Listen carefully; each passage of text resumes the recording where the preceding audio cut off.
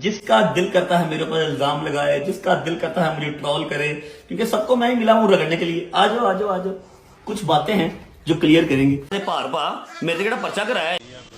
रजब भट्ट, मांडोगर, जवाद हैदर जो रजब भट्ट का बहनोई है, जहांगीर भट्ट और सलमान, ये 5 लोग ऐसे हैं कि कल इन पर एक जिना का मुकदमा दर्ज किया गया है। आज की इस वीडियो में मैं इस पूरे केस का पोस्टमार्टम करूंगा।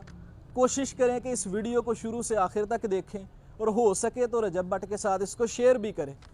तो ये जनाब स्टोरी की तरफ आते हैं कि स्टोरी है क्या।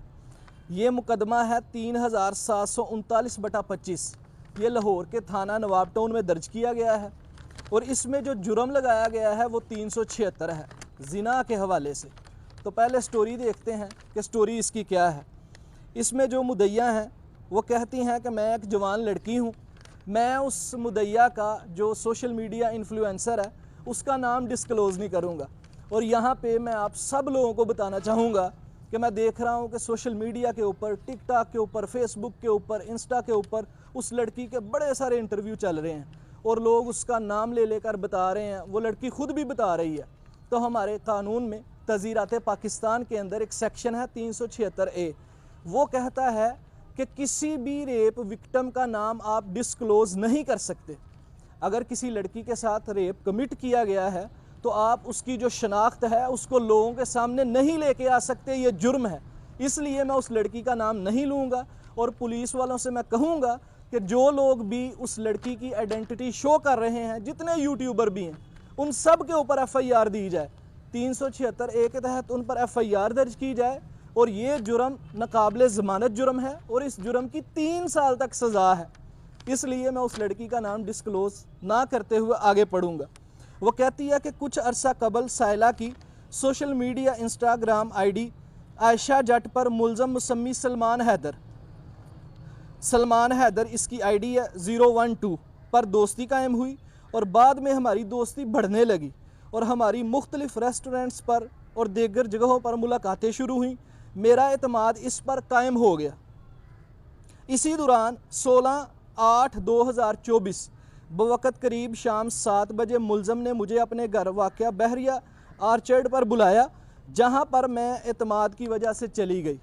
मुलज़म ने मुझे जूस पेश किया जिसको पीने के बाद मैं बेहोश हो गई और मुलज़म ने मेरे साथ रेप किया, जिसका अंदाज़ा मुझे होश में आने पर हो गया था क्योंकि मेरी शर्ट के बटन खुले हुए थे। मैंने उसे कहा कि आपने मेरे साथ अच्छा नहीं किया, लेकिन मैं वहाँ से अपने घर आ गई और अपना ताल्लुक़ ख़त्म कर लिया और अपने वालिदैन को बेइज्जती के डर से कुछ ना बताया। लेकिन इसके बाद मुलज़म ने मुझे अपने मोबाइल नंबर 100 से रब्ता किया और मुझे मिलने का कहा, जिस पर मैंने इनकार किया तो उसने धमकी दी कि उसके पास वक़ूआ की वीडियो मौजूद है और अगर इनकार किया तो इसके घर वालों को सेंड कर दूंगा। मैं ब्लैकमेल होकर दोबारा इससे मिलने नवाब टाउन E ब्लॉक चली गई और इसने फिर मेरे साथ ज़बरदस्ती जिना किया और वादा किया कि आज के बाद वो वीडियो डिलीट कर देगा और कोई राब्ता नहीं रखेगा। लेकिन तीसरे दिन फिर और अब मुझे ब्लैकमेल कर रहा है। मेरी ज़िंदगी इस आदमी ने जहन्नम बना दी है। इसने मेरी बहन मुसम्मात, आगे उसका नाम है, कि मेरी वीडियो दिखाई जिस पर मैं और मेरी बहन इसके घर गए मना करने, तो इसने जवाद हैदर जो रजब भट्ट का बहनोई है, रजब भट्ट, मांडोगर, जहांगीर भट्ट और सलमान ने हमें कमरे में बंद कर दिया और जवाद हैदर ने हम बहनों का फ़ोन पकड़कर रीसेट किया और बाद में हमें घर से निकाल दिया। ये इसकी FIR की स्टोरी है। अब सबसे पहले बात करते हैं कि इस FIR के अंदर जो जुर्म लगाया गया है 376, वो क्या है।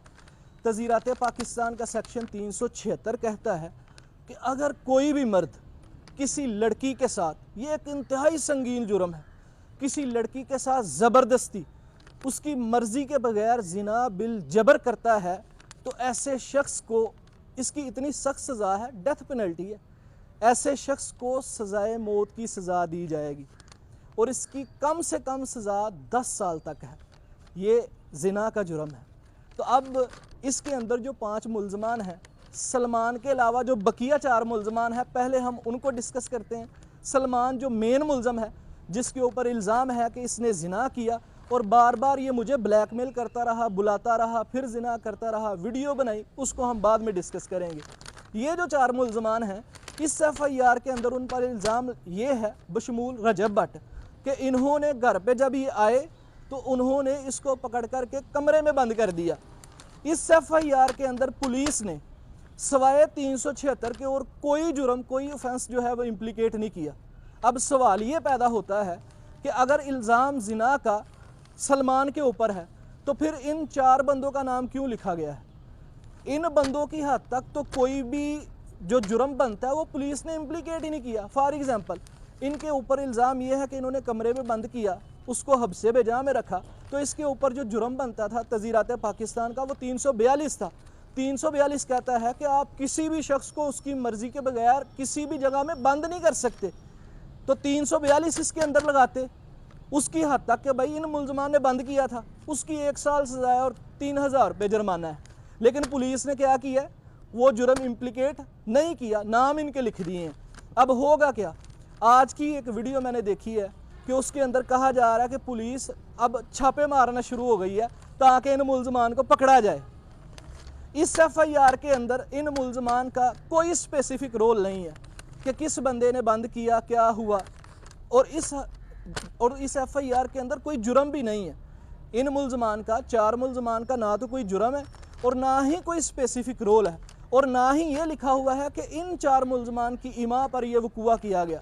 अब अगर पुलिस इनको गिरफ़्तार करती है और गिरफ़्तार करके इलाका मजिस्ट्रेट के पास पेश करती है तो ये 4 मुल्ज़मान, मैं श्योरिटी के साथ कहता हूँ कि इलाका मजिस्ट्रेट की अदालत से डिस्चार्ज कर दिए जाएंगे, इनका केस ही ख़त्म हो जाएगा। रजब भट्ट, मांडोगर, जवाद हैदर जो उसका बहनोई और जहांगीर, इन 4 मुल्ज़मान को रिमांड स्टेज के ऊपर रिहा कर दिया जाएगा, क्योंकि इनकी हद तक तो पुलिस ने कोई जुर्म लगाया ही नहीं, बल्कि पुलिस इनको गिरफ़्तार भी नहीं कर सकती। और अगर पुलिस गिरफ़्तार नहीं करती, ये 4 के 4 मुल्ज़मान प्री अरेस्ट बेल के अंदर आते हैं, ज़मानत कबल गिरफ़्तारी रखते हैं, तो जैसे मक्खन से बाल निकाला जाता है वैसे ही इनकी प्री अरेस्ट बेल कन्फर्म हो जाएगी। इसलिए इन मुल्ज़मान का जिना के साथ कोई ताल्लुक़ नहीं है, ये बात ज़हन में रखें। अब आ जाते हैं सलमान की तरफ, जो मेन मुल्ज़म है, जिसके ऊपर जिना का इल्ज़ाम है। ये देखें कि यहाँ पे होता क्या है पाकिस्तान के अंदर। पाकिस्तान के अंदर आजकल ये हो रहा है कि कुछ फाहिशा औरतें जो लालची किस्म की हैं, जिनका मकसद ही सिर्फ़ और सिर्फ अमीर लोगों को फंसाना। मैं माजरत करता हूँ कि मैं ऐसे अल्फाज का इस्तेमाल कर रहा हूँ, लेकिन चूँकि मेरा इस प्रोफेशन से ताल्लुक़ है, मैं जानता हूँ कि जो लोग मशहूर हैं, जिनके पास पैसा है, जो लोग मालो दौलत की फरावानी से अल्लाह ताला ने उनको नवाजा हुआ है, वो औरतें उनको अपने चुंगल में फंसाती हैं और फंसा करके बाद में उनके ऊपर जिना के पर्चे दर्ज करवाती हैं। और यहाँ तक पाकिस्तान में तो यहाँ तक है, मुझे तो समझ नहीं आती कि इतने संगीन जुर्म कि अगर नाउज़ बिल्लाह अगर एक बंदा किसी को मर्डर करता है तो उसकी सज़ाए मौत है। यहाँ पे कानून ऐसा है कि अगर एक शख्स, अगर एक औरत जो है वो किसी शख्स के साथ गलत ताल्लुकात कायम करती है, गलत ताल्लुकात कायम करने के बाद वो औरत किसी और बंदे के ऊपर, किसी थर्ड पर्सन के ऊपर इल्ज़ाम लगा देती है कि इस बंदे ने मेरे साथ जिना किया है, वो अपना मेडिकल करवाती है। मेडिकल होने के बाद ज़ाहिरी बात है उसका मेडिकल पॉजिटिव आएगा, भाई उसका मेडिकल उसमें लिखा आएगा कि इसके साथ जिना हुआ है, किया किसी और के साथ। उस मेडिकल की बुनियाद पर उस तीसरे शरीफ आदमी के ऊपर जिना का पर्चा दर्ज किया जाएगा और वो बेचारा, उसकी ज़मानत भी नहीं होगी जब तक DNA जो है वो उसकी रिपोर्ट नहीं आ जाती। 1.5 साल वो जलीलो ख़ार होता रहेगा, उसकी माशरे के अंदर जो शोहरत है वो मुतासिर होगी। फिर ऐसी औरतें उनके साथ जो लेन देन करती हैं, लाखों करोड़ों रुपए का मुतालबा करती हैं, फिर जाके उनके साथ सुलह करती हैं और वो शरीफ आदमी सारी ज़िंदगी की कमाई इज़्ज़त जो है वो उसकी ख़त्म हो जाती है। तो यहाँ इस FIR के अंदर भी यही कुछ हुआ है। इस FIR के अंदर जो सलमान की हद तक है, इसमें कोई आई विटनेस नहीं है। जिना हुआ, एक सीरीज़ है, चलती जा रही है, फ़लाँ वक़्त पे ये हुआ, फ़लाँ वक़्त पे ये लड़की खामोश रही, इस लड़की ने कुछ नहीं किया, और यहाँ पे कोई आई विटनेस नहीं, किसी ने नहीं देखा कि भाई इसके साथ कुछ हुआ है कि नहीं हुआ। इसी तरह एक बड़ी अहम बात यह है कि ये लड़की अपनी मर्जी से जाती रही है, कोई ज़ोर ज़बरदस्ती इसको नहीं लेके जाता रहा, कोई ज़ोर ज़बरदस्ती इसके साथ किसी ने नहीं की, अपनी आज़ाद मर्जी के साथ ये उससे मिलने जाती रही है और इसने किसी को नहीं बताया। तीसरी चीज़, इसके इंटरव्यूज़ देखें, ये लड़की बार बार कहती है कि मैंने जनाब शादी के झांसे में आके ये ताल्लुक़ कायम किया। अगर शादी के झांसे में आके ये ताल्लुक़ कायम किया तो इट मीन्स आपने उसके साथ अपनी मर्ज़ी के साथ ये ताल्लुक़ कायम किया, और अगर आपने अपनी मर्जी के साथ ये ताल्लुक कायम किया है तो फिर 376 दफ़ा इसमें इम्प्लीकेट नहीं की जा सकती। ये ज़िना बिल जबर की दफ़ा इम्प्लीकेट की गई है, वो आपकी मर्जी के साथ जो आपने उसके साथ ताल्लुक कायम किया उसका ऑफेंस इम्प्लीकेट किया जाना था उसमें।